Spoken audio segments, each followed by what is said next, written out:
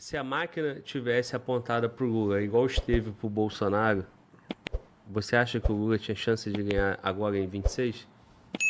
Olha, Pô, eu tô falando da comunicação, tô falando do judiciário, eu tô falando de tudo isso. Se a mesma máquina que foi apontada pro Bolsonaro, isso não é uma defesa pro Bolsonaro, isso é um fato. Eu tô tentando raciocinar. Isso é uma pergunta boa. Isso é uma boa pergunta. Por favor.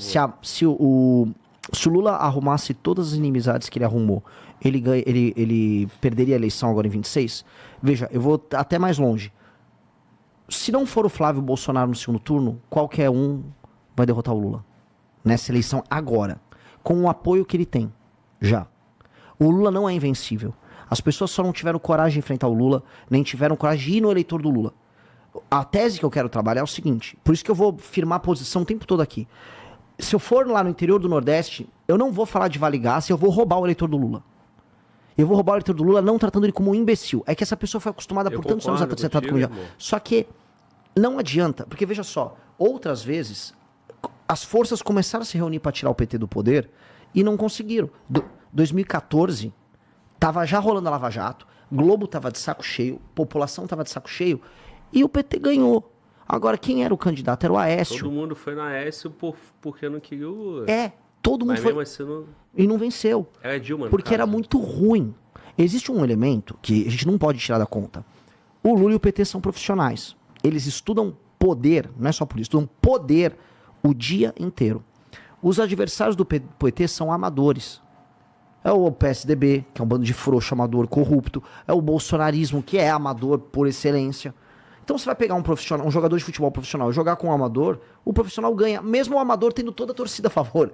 Eu posso ser o time amador. E eles têm hora de voo, né? Eles estão muito tempo... Hora de voo e são profissionais. Então, assim, a gente tem que se profissionalizar de um lado e começar a entender.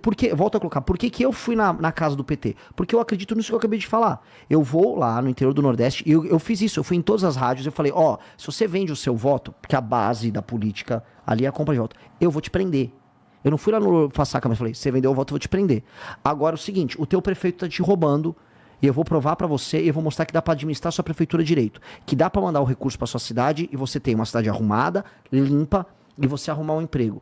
Eu fui lá no meio do Ceará aprender com um sujeito chamado Raimundo Viana, que é um herói nacional, ninguém sabe o nome dele, tá vivo até hoje, tem 80 e poucos anos. Esse cara fez industrialização no interior do Ceará, no governo do Tasso e no governo do Ciro, lá no Ceará.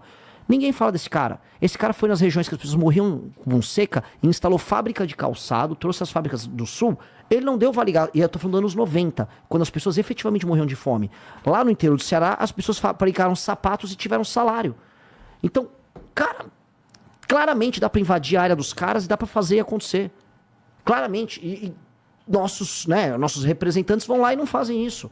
Vão lá e passam a mão na cabeça. Então, eu acho firmemente que o trabalho do PT de massa, vamos botar aí 70% do eleitorado do PT consiste da manipulação de pessoas humildes, sim. E eu acho que se você não for nessas pessoas humildes, você vai perder sempre pra eles. É isso. Tu falou que foi em todas as rádios. Tu foi em todas as rádios mesmo? Você teve acesso a todas as rádios no Nordeste? Você teve acesso a veículos de comunicação em massa? Deixaram você falar isso no Nordeste? Deixaram. Não teve nenhuma influência ali? Não, cancelaram. Não é que eu fui em toda. Todas as cidades que eu fui, eu consegui ir em pelo menos uma rádio. Isso. Mas você teve uma barreira, você teve uma negação. Várias. Você teve limitação de passar suas ideias. Sim. Certo? Então, é esse ponto que eu estou te falando. Se você joga isso nas proporções que o PT consegue ter na mão, né? É Lei Rouanet, é o dinheiro da Secom, é muita coisa que acontece, ele ganha a eleição aí. Esse é meu ponto. É que, Glauber, todas as ferramentas estavam do outro lado também, né? O Bolsonaro podia usar essas ferramentas. Não tô falando dele. Não, mas ele teve a oportunidade. Ele usou. E uma outra coisa, eu fui barrado em rádios que eram do Centrão, majoritariamente, ou ligados ao governador do PT, ou porque eventualmente tinha um cara bolsonarista ligado a um deputado bolsonarista que não queria. Eu tive barrado, assim, eu fui barrado de todas as cores possíveis. É isso. Só que eu tava dando audiência, então sempre tinha uma outra rádio que queria que eu fosse. E ela dava audiência, e a outra rádio que me barrou ficava com ciúmes e depois me chamava de novo. Então, eu tive dias que eu fui em 3 rádios ao mesmo tempo. Agora, o que eu vejo é que os direitistas gostam muito de ficar aqui, ó.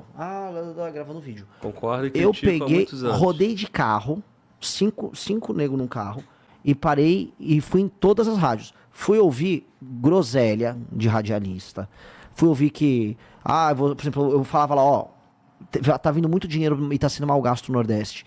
Eu ia lá, você é xenofóbico. Aí eu, respondia. Só que eu fui tratar, esse é o ponto, o eleitor, e que o Lula faz essa propaganda condescendente, como uma pessoa consciente, adulta e que não é idiota. Aconteceu um dos momentos mais incríveis da minha vida, que no final do programa de rádio, veio um senhor de quase 70 anos, nunca tinha ouvido falar de mim, veio me abraçar, olha, nunca ninguém falou isso, não sei o quê. E não tô querendo me jactar, não parece papo de politicão, isso tá gravado em vídeo, o cara entrando no meio da rádio pra fazer isso. Mas por quê? Este cara é um cara que historicamente votou no PT. Este cara foi dada a oportunidade dele de ouvir algo minimamente diferente. Esse cara falou, tá, gostei. Então, o que eu culpo muito o sucesso do PT é a burrice e a preguiça do outro lado. O outro lado é muito burro e muito preguiçoso. E a galera do PT não é burra e preguiçosa. Eu concordo contigo, irmão. Trabalho eu faço essas mesmas críticas. Eu respeito vocês pela base que vocês vêm construindo. Vocês treinam a militância, vocês têm formas de criar um grupo pensando na mesma linha, né? Isso é maravilhoso. Ainda é insuficiente. Lógico. Vocês vão ter alguma dificuldade, né? Como eu disse, nós estamos falando para pessoas que têm uma capacidade de crítica e uma pessoa que basicamente a gente vai estar falando para convertido. Quando a gente precisa fazer essas ideias, as nossas ideias de segurança pública, e tudo que eu falo aqui, cara, normalmente, ninguém me vê eu defendendo questões de segurança pública preocupado com um comerciante, ou com um empresário, ou com um cara que mora num condomínio. Eu estou preocupado realmente com o mais simples. E o mais simples, realmente, ele cai na real e fala, meu irmão, é isso mesmo, pô. Ele é a maior vítima. Ele é a maior vítima. E ele se conecta com a gente, né? E aí, qual é a segunda parte? Eu preciso bater em quem tá fazendo essa merda. E eu bato, porra, seja quando é pra bater na polícia ou é no político. E aí o cara vê, porra, realmente, cara, o cara tá identificando e ele, porra, ele tá batendo ali no causador do negócio. Mas eu consigo fazer isso com quem eu consigo alcançar, que é a minha audiência, as pessoas que assistem o canal. Você tá fazendo a mesma coisa, irmão. Como é que é o nome lá? Eu ganhei uma vez de presente, né? É a revista, como é que é? A Valete. Valete e o livro Amarelo. Sim. Então, o cara que consumir o editorial de vocês e ler e assistir às análises renais, o Renato e todo o grupo, né? Toda a liderança da missão, do MBL, ele vai se alimentar, ele vai se transformar, assim como a minha audiência se transforma também. E nós estamos juntos no mesmo objetivo. Uhum. Entendeu? Então, assim, só que o meu diagnóstico é que desses 40 milhões de pessoas que recebem Bolsa Família, certamente o Lula não tem a totalidade. Não. Tem muita gente no Bolsa Família que é bolsonarista. O Lula já identificou isso. Pô, claro. Tanto que no governo do Bolsonaro era ele que estava pagando o auxílio maior ainda e conseguiu perder mesmo nessa faixa. E 2018, da mesma forma, muita gente foi no Bolsonaro, porque o Bolsonaro não conquistou o cara pelo assistencialismo, conquistou pelo valor, né? Pelo valor, pela questão dos... Teve uma mudança também, né, no público ali que votou no Bolsonaro de 2018 e 2022, né? Ele avançou muito nesse voto de assistencialismo. Mas é porque... E perdeu o voto de opinião, principalmente em São Paulo, que acho que foi... Perfeito, mas aí ele ia na questão dos valores, né? Na pauta conservadora, ele discursava muito isso, né? O cara falava assim, pô, calma aí, irmão.